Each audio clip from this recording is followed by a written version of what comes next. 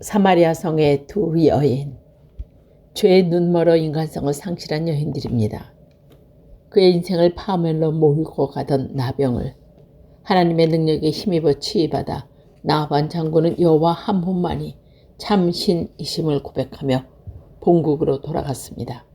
그 이스라엘과 시리아 사이에서 적대의 감정이 해석되고 전쟁이 종식됨과 동시에 우호 관계가 형성되어야 함이 마땅했습니다. 시리아의 군대 장관 나아만이 하나님의 권능을 몸소 체험하므로 여호와께서 함께 하시는 이스라엘을 적으로 만들면 어리석은 행위 있음을 깨달은 것이기 때문입니다.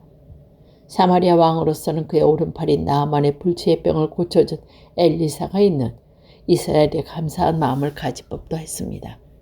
그런데도 나아만 장군이 귀국한 지 얼마 후 시리아가 또다시 이스라엘 국경을 침범합니다. 이렇게 보면 이스라엘에 대한 범신 행위로 간주될 수 있는 침략 행위였습니다. 하지만 이스라엘이 다시 한번 국가적 위기를 맞게 된 것은 진정한 회개를 하지 못하고 계속적으로 하나님께 반역하는 이스라엘 백성에 대한 여호와의 징계라고 보아야 합니다. 다시 말해 하나님께서는 이방 민족 시리아를 사용하여 죄악을 청산하지 못하는 이스라엘을 처벌하기 위해 베나닷으로 하여금 군사를 일으켜 사마리아 성을 보유하게 하신 것입니다. 막강한 시리아 군에 의해 철통같이 봉쇄당한 사마리아 성내에 극심한 기근의 현상이 일어납니다. 양식이 동이 나버리자 이스라엘 백성이 불결히 여겨 먹지 않던 나귀 머리와 비둘기 똥까지 엄청난 돈을 내야만 살 수 있는 지경이 되어버렸습니다. 이런 상황 하에서 성의 수비 상태를 점검하던 왕에게 한 여인이 다가와 도움을 청합니다. 먹을 양식을 단단한 것으로 간절한 왕은 여호와께서 도움의 손길을 뻗치지 않으시면 자기의 힘으로 아무것도 할 수 없음을 일러줍니다. 그러나 그녀가 왕에게 청한 것은 왕의 추측과는 전혀 다른 것이옵니다. 기근이 극도로 심해지자 성내에 살고 있는 두 여인이 그들의 아이를 차례로 삶아 먹자는 약속을 합니다. 당시 사마리아 성에 갇힌 백성들이 겪었던 기근이 얼마나 극심한 것인가를 알 수 있게 하는 슬픈 사건이 아닐 수 없습니다. 하부에 의해 한 여인의 아이를 잡아먹은 다음 다른 여인은 그녀의 차례가 되자 자기 아이 먹기를 거부했습니다. 그러자 먼저 아이를 희생시킨 여자가 약속대로 친구의 아이를 먹게 해달라고 왕에게 요청한 것입니다. 법적으로 말하면 이 여인은 계약을 위반한 친구를 왕 앞에 끌고 와 고소한 것입니다. 이 기생천의 고세 사건은 사나이를 자기 것이라고 각자 주장하며 솔로몬의 법정에 나왔던 두 여인을 생각나게 합니다. 그때 솔로몬 왕은 아이를 죽여 반반씩 가져가라고 판결하므로 진짜 어머니를 밝혀내는 지혜를 발휘합니다. 솔로몬은 여자라면 누구나 소유한 모성애를 이용하여 명재판관이 되어 한 여인의 억울함을 풀어주었습니다. 이보다 후에 일어날 일이지만 엘리사 건주 아이의 목숨을 살려준 수넴 여인이 블레셋 땅으로 피난간 동안에 빼앗겼던 재산을 찾아달라고 호소했을 때 왕은 법의 절차를 밟아 그녀의 청을 들어줄 수 있었습니다. 그러나 사마리아 상 두 여인 사이에 일어난 일에 관해선 이스라엘 왕은 가슴을 치는 것 외에는 어떤 판결도 내릴 수 없었습니다. 합의한 대로 친구의 아이를 먹어야겠다고 여인의 요구가 정당한 것이며 약속은 계약 있게 지키라고 명령하며 옳은 것인지를 판단할 지혜가 그에게는 없었기 때문입니다. 그러나 근본적인 문제는 낳은 아들을 먹고라도 살아야겠다는 여인들의 결단과 약속한 것이니 내 아들도 희생시키라는 여인의 심리 상태와 자식과 남편을 위해 희생함이 여인의 본분처럼 인식되었던 사회에서 어머니가 자식을 잡아먹고 살겠다는 건 납득하기 힘든 처사이기 때문입니다.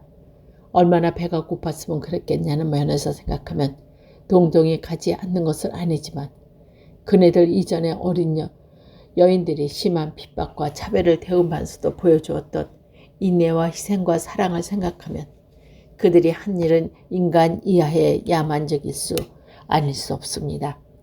무엇이 그들로 하여금 그렇게 야만적인 행위라 했을까요? 보면적이고 직접적인 원인은 극심한 기근입니다.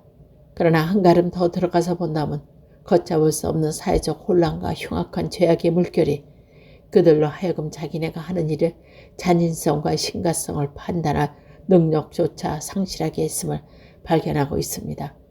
다시 말해 죄악의 혼돈 속에서 그네들은 양심의 기능을 상실했던 것입니다. 더 중요한 것은 본능적으로 자식을 보호하여 목숨을 바친 아이들을 살려야 할 여인들이 반대로 일을 할 정도로 극심했던 사회적 혼란과 겨사만이 했던 죄악의 파도의 근본 원인이 하나님을 떠난 이스라엘의 민족적 죄라는 사실입니다. 이스라엘 왕은 친구의 아들을 먹고 배고픔을 명쾌 해달라는 여인의 호소를 들었을 때 이 사실을 깨달아야 했습니다. 그리고 죄의 걸거라 다가온 슬픈 민족의 비극을 해소하기 위해 범국민적 회개운동을 벌여야 했습니다. 그러나 이스라엘 왕은 회개하는 대신 처참한 현실의 책임을 선지자 엘리사에게 돌리는 또 하나의 엄청난 죄를 저지른 것입니다. 사마리아 성의 두 여인이 이성을 잃고 천인공노한 범죄를 저지른 이야기를 듣는 자마다 눈살을 찌푸립니다. 그러나 우리는 그들의 만행으로부터 하나님을 두려워하지 않는 어느 단체나 국가나 개인도 그와 동일한 죄악을 범할 가능성이 얼마든지 있다는 귀한 교훈을 배워야 하는 줄 압니다. 훌다, 하나님의 뜻을 이스라엘에게 전한 영역의 여인입니다. 솔로몬 왕이 서거한 후 이스라엘은 남과 북으로 양단되고 백성들은 고난과 억압과 진통의 길을 걷게 됩니다. 하나님의 마음에 합당한 다윗도 같은 성군이 나오지는 못하고 계속하여 여호와를 떠나 이방신을 섬기고 우상 앞에 절하는 왕들이 국가를 통치하기 때문입니다. 하나님을 두려워하지 않는 왕들로 인해 국가가 위기에 처하게 되고 국민이 도탄 속에 허덕이는 가운데도 이스라엘의 명백을 유지할 수 있었음은 적은 수였지만 여호와께 매달리는 믿음의 용장들과 하나님을 경외하는 여호사밧, 히스기야, 요시야 같은 지혜롭고 경건한 왕들을 인해서입니다. 요시야는 유다 왕국 역사상 최후에 등장한 지도자로서 38년의 통치 기간 동안 우상을 타파하고 이스라엘이 여호와께 돌아올 수 있도록 신앙 개혁을 단행한 훌륭한 왕이었습니다. 요시야는 하나님의 말씀에 굳건히 서서 여호와께 순종하기로 백성들과 더불어 언약하고 전국의 우상을 제거할 뿐 아니라 폐기되었던 유월절 행사를 회복시켰습니다. 이는 하나님을 버리고 죄악의 길로 가는 민족의 발걸음을 여호와를 향해 돌리게 한 것은 획기적인 신앙개혁 운동이었습니다. 이 의미 깊은 일을 하는 과정에서 요시야는 주기 18년의 서기관 사방과 대제사장 hil기야에게 여호와의 성전을 수리하게 합니다. 많은 왕들이 산당을 짓고 우상을 세운 사실을 생각하면 요시야는 하나님의 집을 수리했다는 한 가지만으로 선왕이란 평가를 받을 만합니다. 요시야는 하나님을 기쁘게 하는 성전 수리를 단행함으로 귀한 선물을 받게 됩니다. 대제사장 hil기야가 여호와의 성전에서 율법책을 판결한 것입니다. 이 율법책은 사반을 통해 요시야에게 전달됩니다.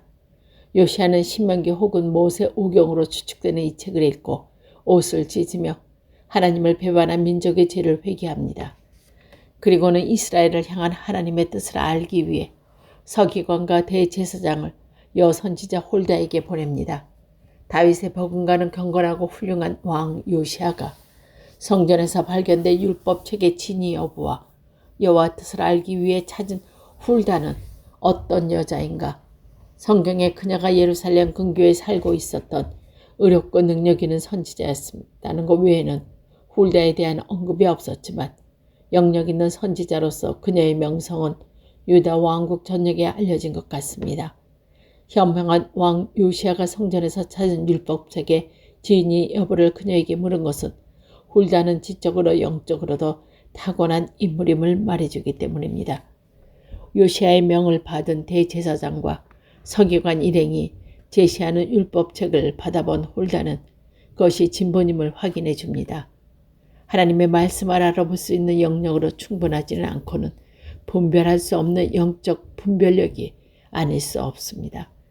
거기서 그치지 않고 훌다는 유다 왕국에 임한 하나님의 진노에 대해서도 예언합니다.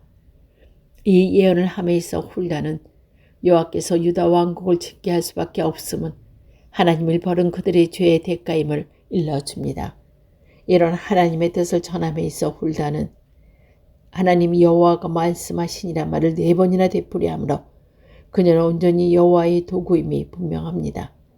선지자 사명이 무엇인지 확실히 알고 겸손하고 충실하게 사명을 감당하는 여인이 훌다임을 알 수 있습니다. 훌다가 유다 왕국의 장래에 대해 한 예언은 요시아를 실망시킬 수도 있고 그가 아무리 불타는 의지와 철저한 사명을 가지고 개혁을 추진할지라도 하나님의 진노의 대상이 된 유다의 운명을 바꿀 수는 없음을 깨달을 것이기 때문입니다.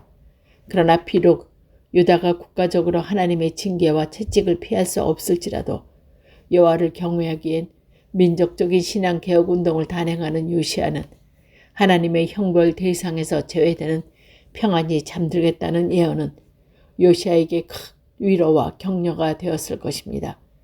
그러길래 요시아는 이미 하나님의 뜻이 유다가 범한 죄가를 묵인하지 않기로 결정된 사실을 알고도 여 선지자 훌다에 의해 진본으로 밝혀진 율법책에 근거하여 범국가적 신앙개혁 운동을 진행시켜 나갈 수 있었던 것입니다. 결과에 연연하지 않고 전적인 충성을 바친 하나님의 사랑의 모습을 보여준 요시아였습니다.